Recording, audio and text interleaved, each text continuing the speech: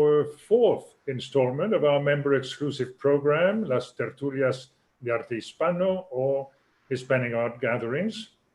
As the Hispanic Society remains closed, I'm afraid, we will continue these conversations on the first Tuesday of each month, always at 5 p.m., that is Eastern Standard Time. And there are many other programs, of course, if you go to the website. I would like to thank all of those who have tuned in each month and those of you who are there today. And by all means, don't hesitate to invite your friends for the future Tertulias. Today, I have the enormous pleasure of speaking with the Hispanic Society's Assistant Director, also Curator of Decorative Arts, Margaret McQuade. Margaret will discuss ceramic tradition from Puebla de Los Angeles in Mexico. She is a native New Yorker, and Dr. McQuade is the Assistant Director as well as Curator of Decorative Arts. She has worked at the Hispanic Society since 1993. And she has received her PhD in art history from CUNY. Dr. McQuade has lectured extensively in Latin America, as well as the Hispanic Society.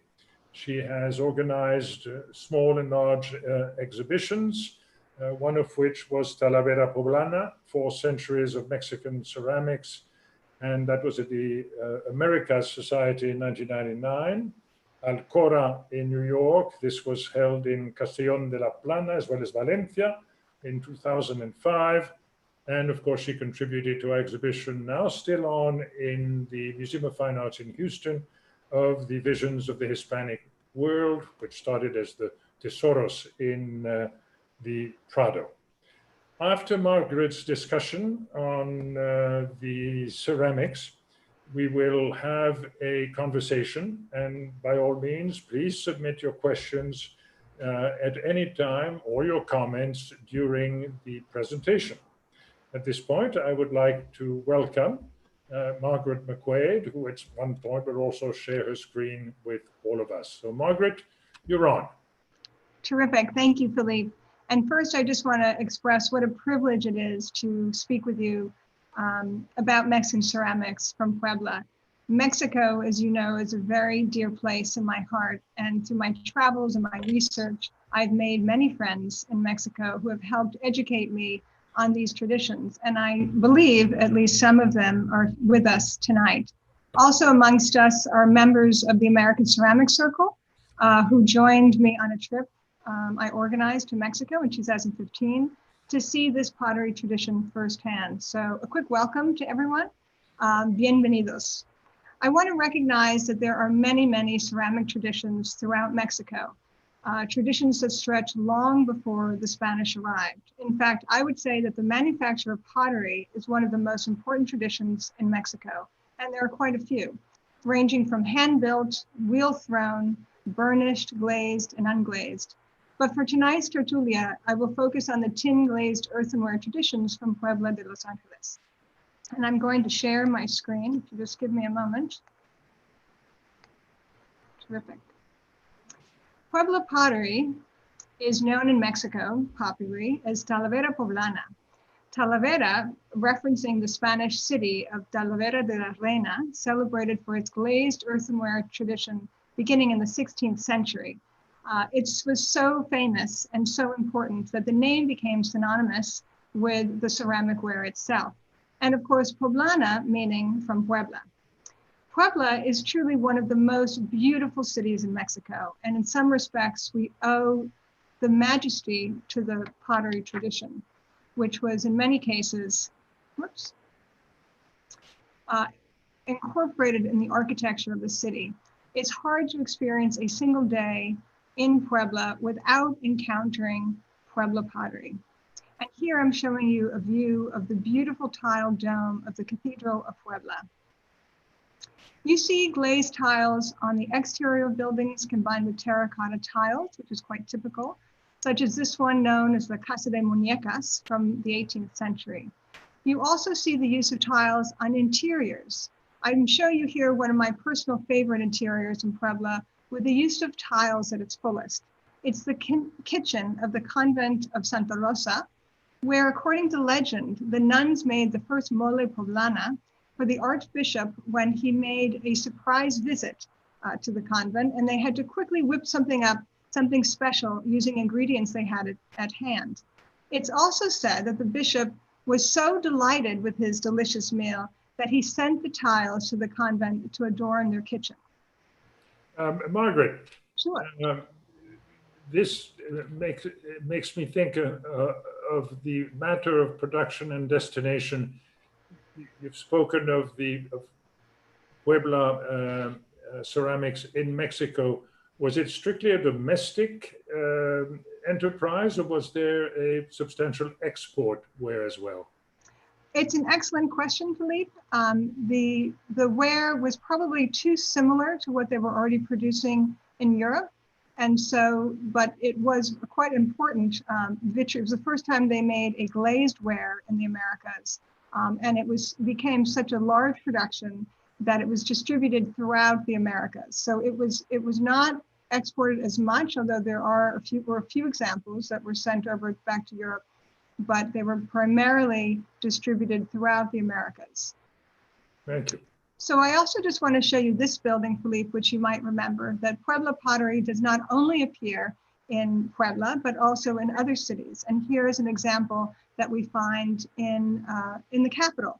And as you may remember, when we were in Mexico with our group for the opening of the Tesoros exhibit, we often walked right by this building, which is today a department store called Sanborn's.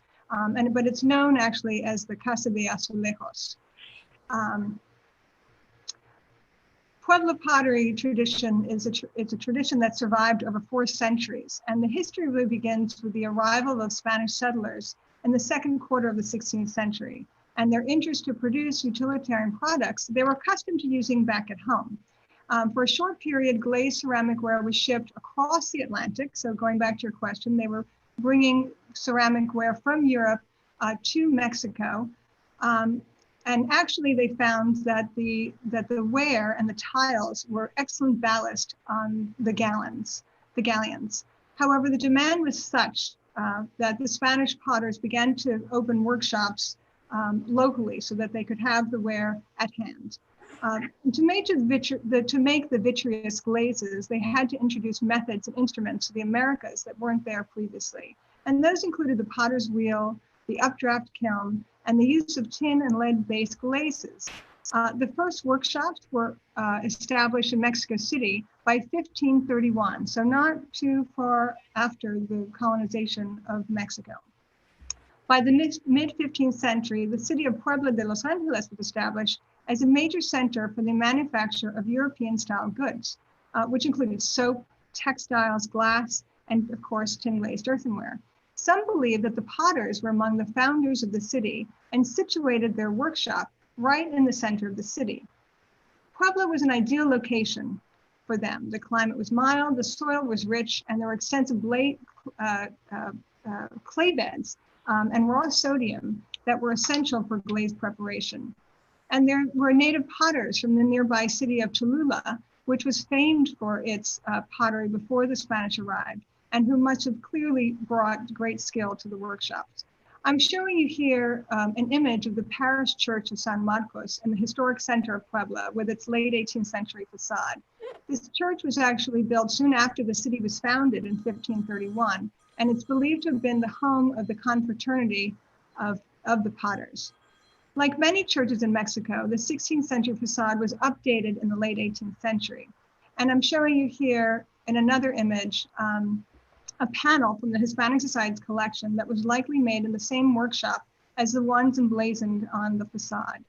And the church was also likely to have been the seat of the Potters Guild, founded in 1653. So early production clearly was influenced by Spanish wares. And here I'm showing you examples of the Mexican Talavera Poblana on the left, and an example from Talavera de la Reina on the right. Here's another piece on the right from Puebla from the mid-17th century that recalls some of the intricate lace designs also found in Talavera de la Reina in Spain, an example of which I'm showing you on the left, which is in the Hispanic Society's collection. It's also important to mention Puebla's strategic location along the Acapulco-Veracruz trade route that allowed potters direct access to Chinese porcelain that was shipped from Manila aboard the Manila galleons. And I'm showing you here two examples that reference Chinese porcelain from the Ming Dynasty, and these are from Puebla. And what's fun about these pieces is the inclusion of local motifs. So if you look on the jar on the left, we have this wonderful water bird perched on a cactus. And then on the right, we have this wonderful hummingbird, which is one of the most prized birds of the Americas. So I just want to back up and give a little bit of history, if I may. In 1565, the Spanish established a settlement and trade post in which became part of the they established a trade post in the Philippines, which became part of the Spanish Empire for more than 300 years. With the discovery of a feasible route across Pacific, galleons brought luxury goods, including tens of thousands of porcelain vessels to be sold at open markets in Mexico, where they were distributed throughout the Americas, going back to your question about distribution. Crates were also brought across land to Veracruz, where they were loaded onto galleons crossing, going back to Spain. And here I'm showing you a map, and you can see Acapulco. Of course, you have the city of Puebla, and then Veracruz. And here I'm showing you two examples, really quite exceptional examples of the types of vessels that were brought to Mexico from Asia. These were excavated from the San Diego galleon, which was sunk by the Dutch in 1600, just as they were leaving Manila Bay. So they really didn't get very far, which must have been a catastrophic loss for all the merchants.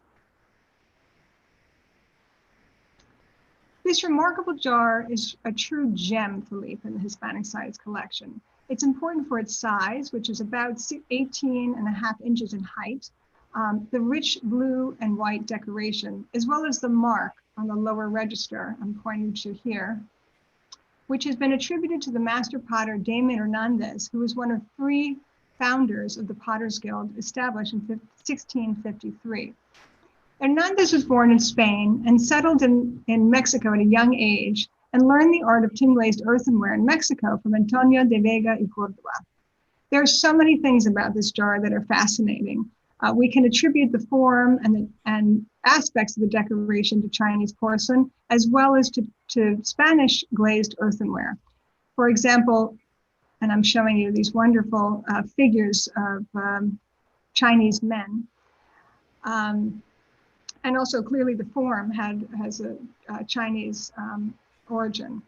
But the density of the decoration and some of the images are also typical of Spain. And I'm showing you here on the left, a wonderful bullfight, kind of somewhat passive bullfighter on horseback, approaching a bull. And then on the right, you see a wonderful horse-drawn, you're not seeing the horses here, but a chariot that's being led by this wonderful little man.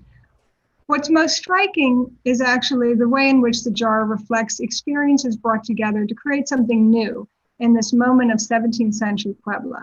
Unlike some narrative vessels from European workshops, the images may actually represent types of events that took place in Mexico, where people dressed in costumes, held performances, entered in triumphal chariots, and even had bullfights. And here I'm showing you an example from a scene on a biombo from the 18th century where such events took place. Margaret? Sure. Before you move too far away from the blue and white porcelain and the influence from China, and you've shown iconographically the depiction of a Chinaman, a Chinese on blue and white. Was there what is traditionally called export ware, in the sense that were the Chinese producing pottery for the Mexican market, introducing their own version of cacti and other indigenous looking elements on their porcelain?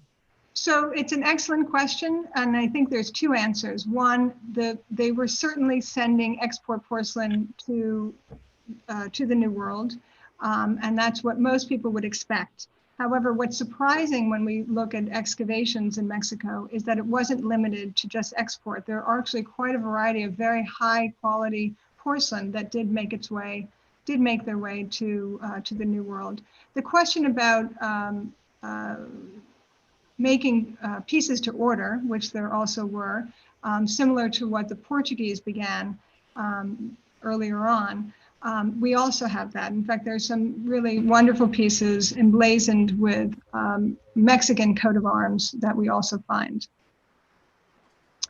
So I want to go back to our Hernandez jar and say as wonderful and special it is, it's also one of two. It has a mate, which is quite surprising given its importance.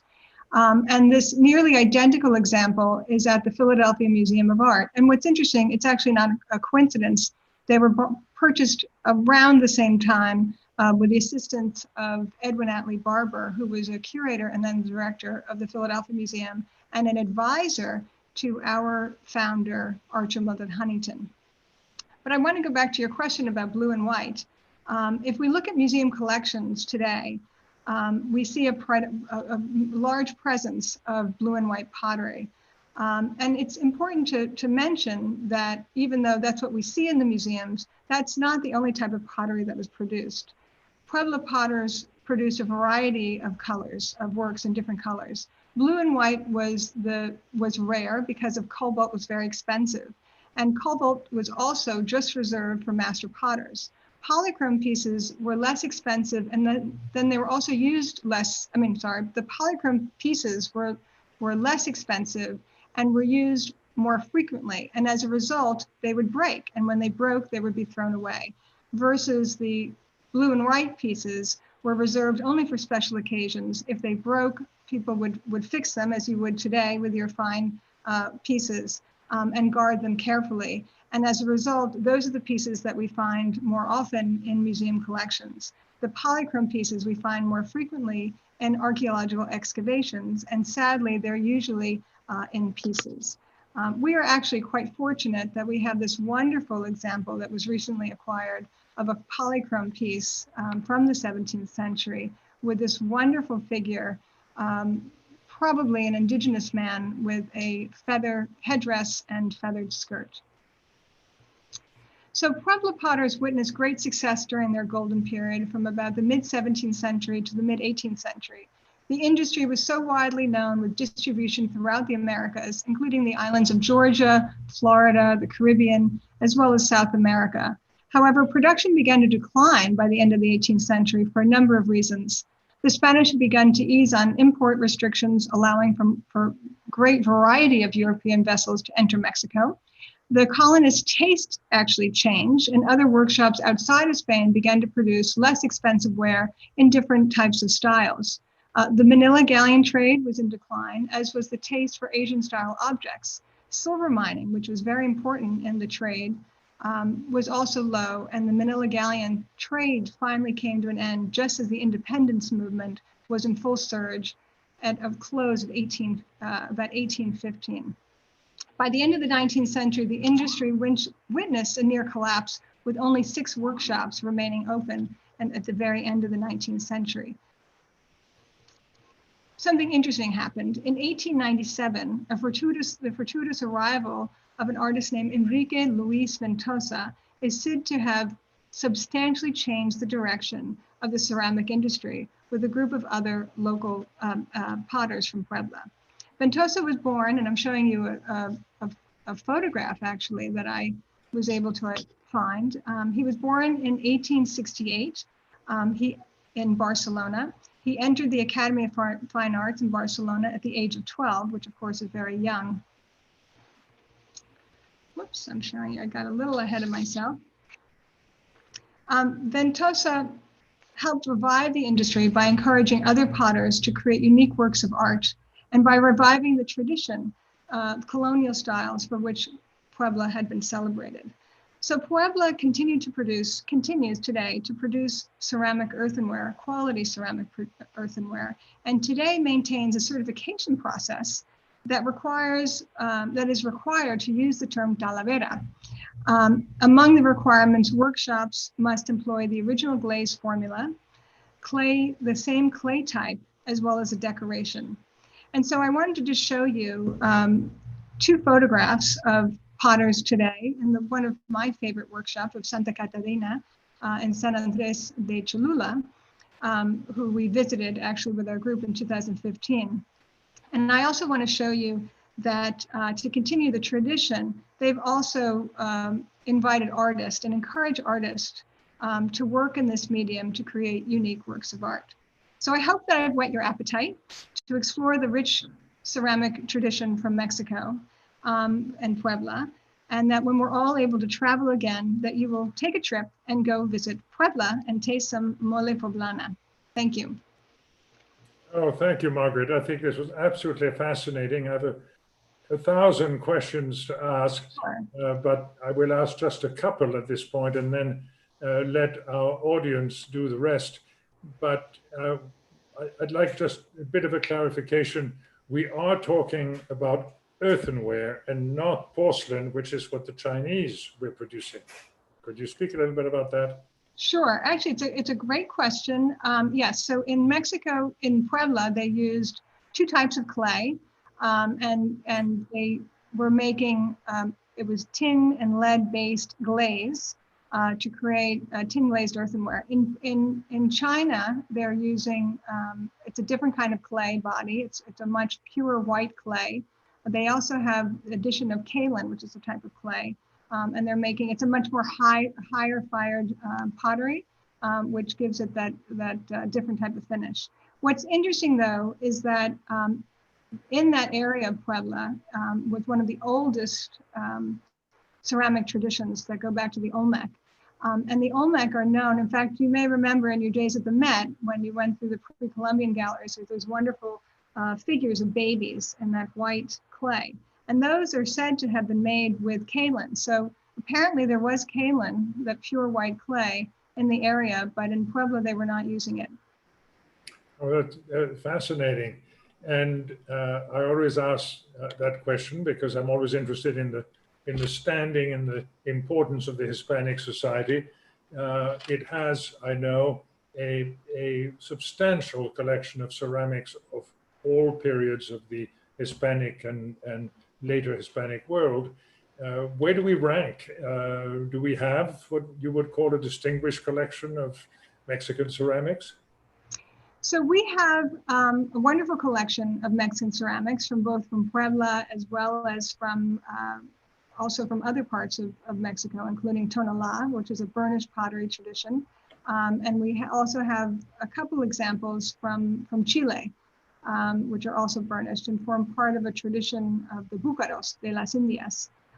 In terms of ranking, I think we have it may not be the largest collection, but I would say it's one of the finest collections, including some of the examples that I've shown today. We have about 30 examples from Puebla. That's great. Well, Christina Aldrich, you might now join us and pass on some of the questions of our friends, members, and other viewers. Yes, thank you so much. And thank you again, Margaret. That was wonderful. We have a question from one of our members about the decorative motifs. So how prevalent were decorative motifs of indigenous cultures? So if I understand the question is how prevalent are indigenous motifs on Puebla pottery? Yeah. So it's an interesting question because you have to remember when these are being made. There are moments where you see features that are, I wouldn't necessarily call them indigenous, I would call them local, because I think we have to be careful what we're calling indigenous in the 17th century. So clearly a cactus is indigenous to Mexico, and it's a symbol for Mexicans. The bird, the quetzal bird, was clearly an important feature in pre-Hispanic culture.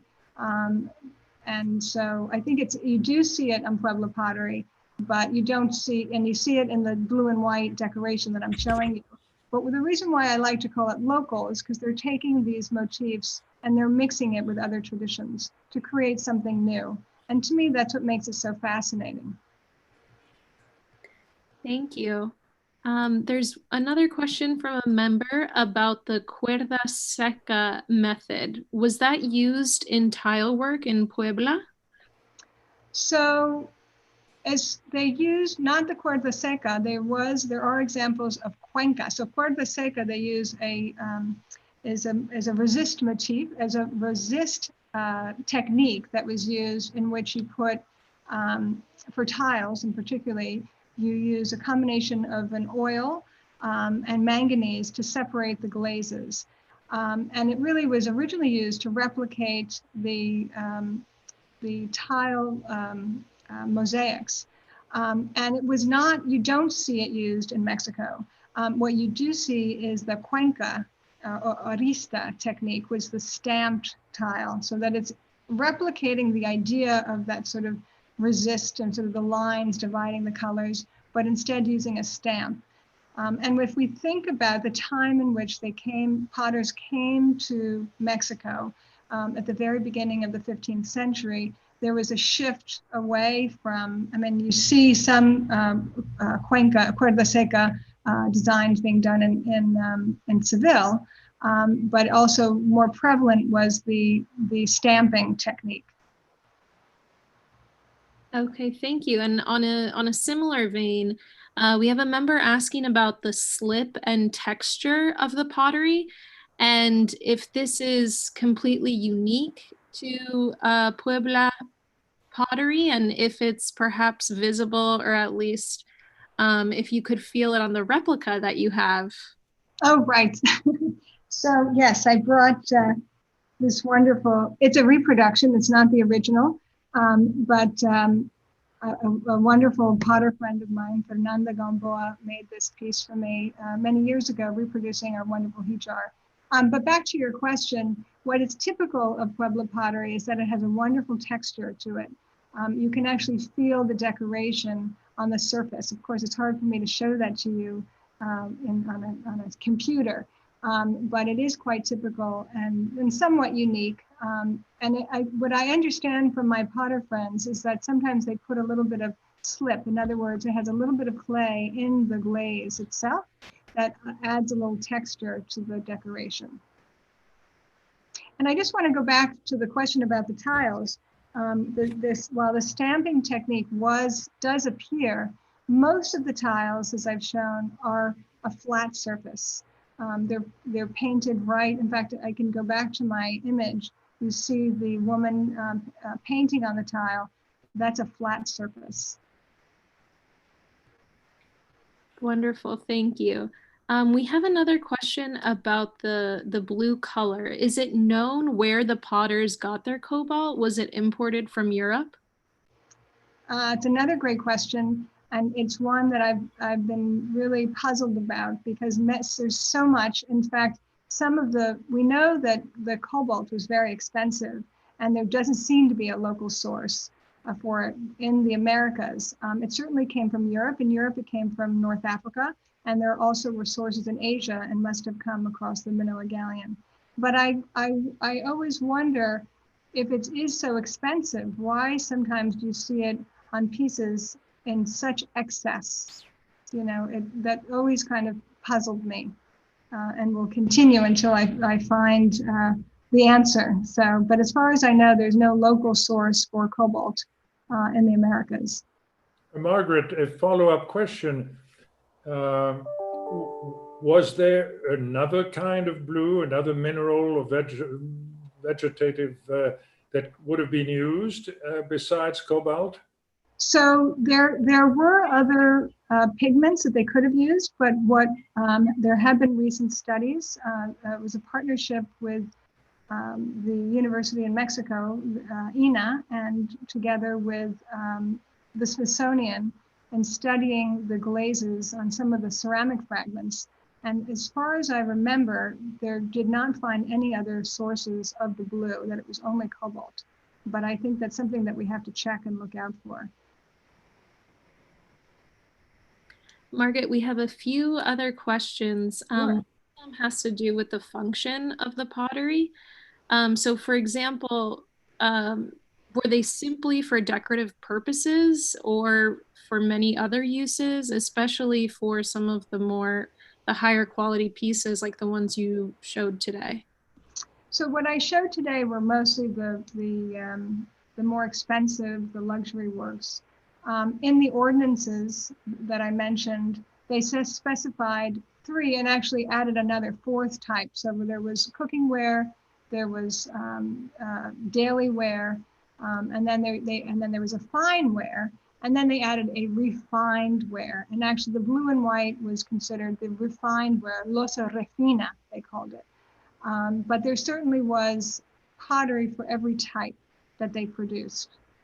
So it really ran the gamut. You had high-end pottery, and then you also had pottery for everyday use. And Margaret, you indicated that there were several different manufacturers, different pottery areas. Yes, and in fact, one of the things, so I wrote my dissertation on the topic, and one of the things that I did is I plotted out, I looked up the address of all the workshops I could find from the 16th, 17th, and 18th and 19th centuries, and they were all located more or less in the same area, right in the downtown historic area of the city. So there were several smaller workshops. There was not one, I mean, some may have been bigger than others, and they typically lived in the same, the master potter or someone lived in the house. They were not so enormous that they took up a whole building. They usually were on the ground floor of a building in the historic area.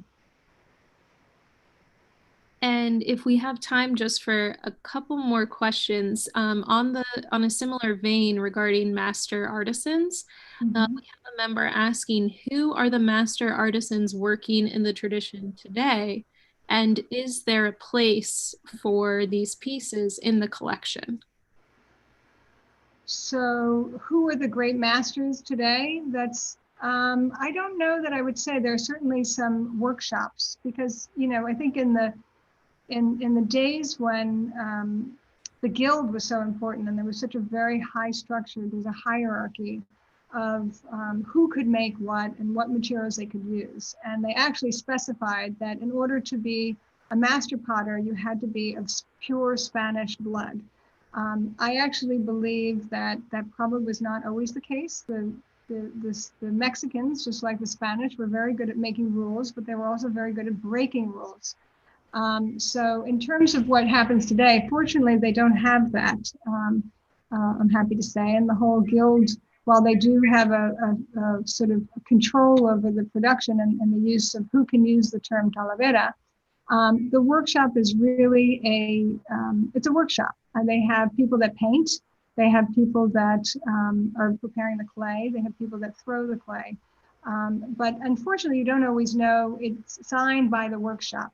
Now, there's certainly, I showed you in that one slide, in fact, I can go back to it, where there are artists producing, go back to unique works of art.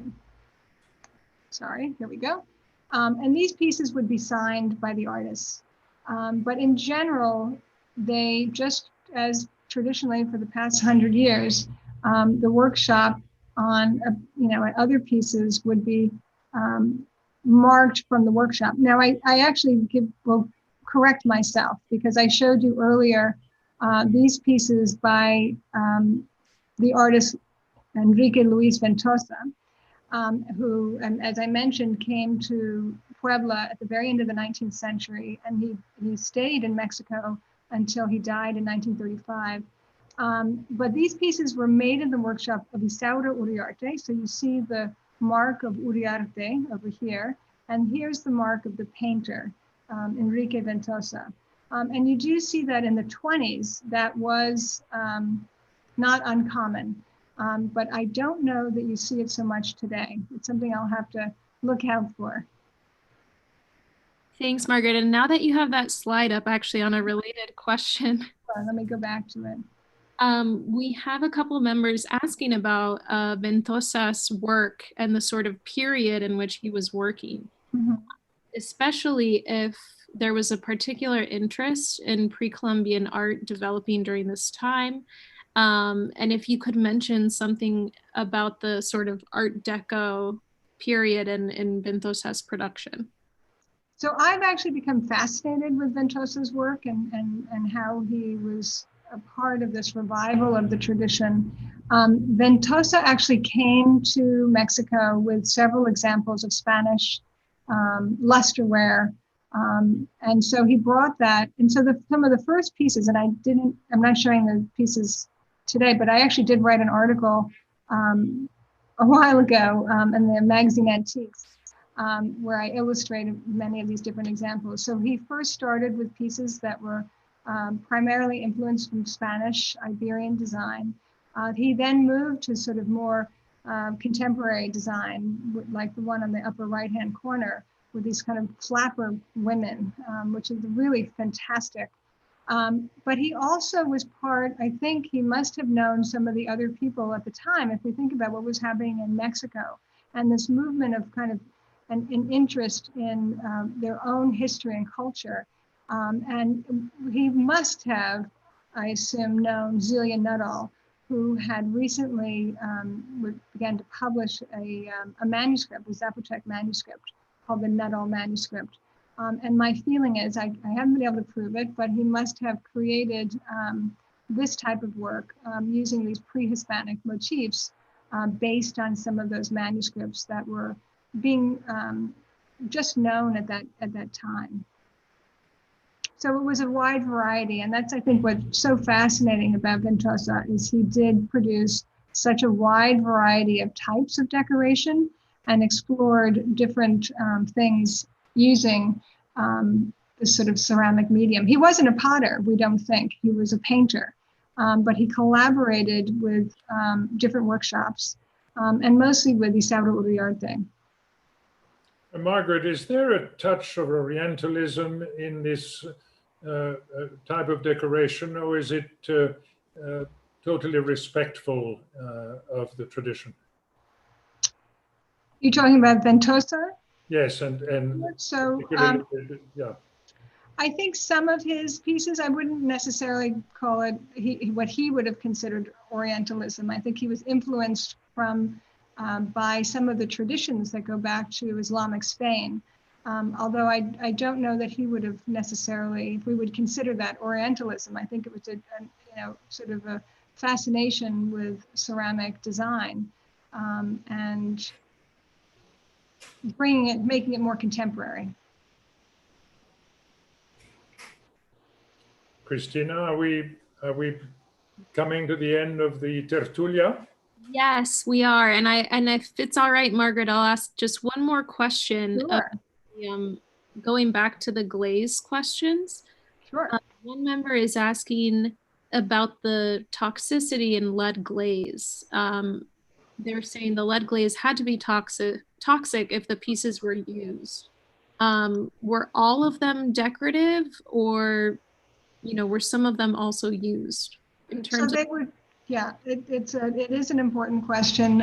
They did have lead in the glazes, and they were used. I mean, some of them were decorative, but there were also others that were used, and they are toxic, and we know they're toxic. And there's been recent research to indicate that they shouldn't be. You can use them, but don't use them with citrus or things that will bring out that sort of toxicity. They are fired at a very high temperature. So apparently it's less toxic, although, who's to say what is less toxic. But there have been studies. I understand that they are moving away. The pieces today that are made for use, that is to eat from, are not made with lead. They've come up with different formulas to replace that. But it certainly is an issue, and not just in Puebla. I think Puebla, because it's fired at a much higher temperature, it's less of an issue, but there are other areas of Mexico where they continue to use lead glazes, and it is quite a problem, not only for those who are eating from it, but when you're handling it and you're firing it in your home, it's not healthy. So there's certainly been a lot of research there, and I think there's been also some work to help the workshops create a safer environment and also safer vessels today for all of us to use today. Thank you so much. And we just have one final question to end the talk. We have a member asking, Margaret, in your opinion, what is the most distinctive style period of the Talavera Poblana? The most distinctive, well, it depends what you consider distinctive. I mean, I think that what's distinctive Mexican, I'll call it that, what's distinctly Mexican, I think is, I would say the end of the 17th century, you know, the time when this wonderful key jar, it really kind of embodies lots of the different traditions and influences to create something new. They do start to create a lot of reproductions of different styles that become very interesting and adding different colors. But it does evolve. But to me, I guess my favorite would be the period of the late 17th, early 18th century. Well, Margaret, I'd like to thank you very, very much for this fascinating presentation. I see that the gods are equally charmed by it as they keep shining through the astral body of the sun onto your face. And there you are in full glow. Thank you so very much, as well as to our members who have joined us and have asked very pertinent and wonderful questions again. We're thrilled to have so many of you involved in the Hispanic Society of America. We wish you could join in person and hope someday you will be able to. Our next Tertulia will be, of course, the first Tuesday of the next month, which happens to be also the first day of the next month, the 1st of September, as usual, at 5. And we will have the pleasure of having Vanessa Pintado, Assistant Curator of Manuscripts and Rare Books, talking to us about a particularly rare book published in Burgos in 1499 on the Celestina. That's the famous Commedia of Callisto and Melibea. So good night, all of you. Buenas noches, and hasta la próxima. Thank you.